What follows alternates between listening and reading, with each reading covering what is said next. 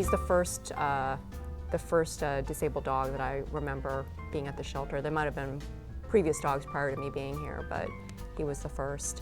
A client of ours found French Fry injured on the road and reached out to our hospital in animal control. We believe he was hit by a car. Members of the Centerville Animal Hospital team went out to meet with animal control and helped transport him back to the hospital, while other team members here prepared for his arrival.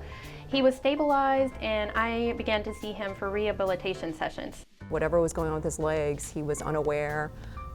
He was determined to move from the get-go.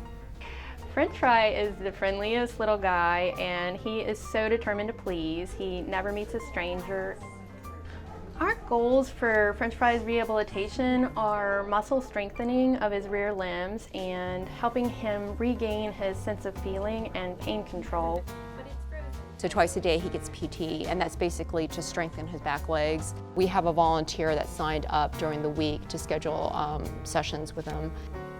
They do acupuncture and they basically do PT, and they gave a list of exercises for the volunteers to do in-house. But we're seeing that progress from where he was before, that he couldn't stand on his legs at all, to now that you can actually stand him up and he'll try to balance a little bit.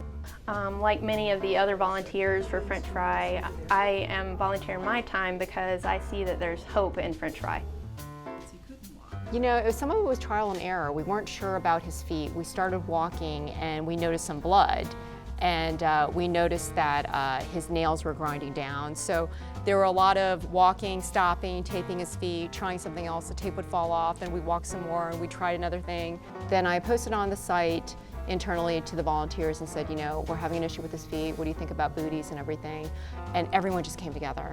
They brought booties, and they're like, I ordered these booties for him, I have these, I have, kids' booties that maybe you can put on his feet.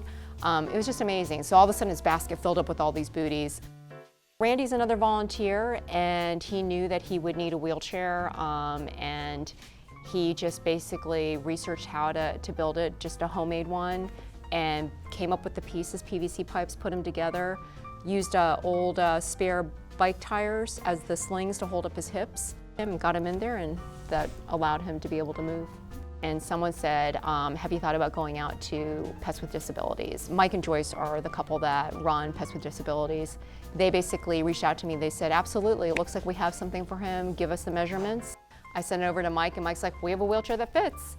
Loves his new wheels. He flies in that thing. My oldest stepdaughter she was so funny. She said, out of all the dogs, even more so than the puppies, I want this to be the foster fail.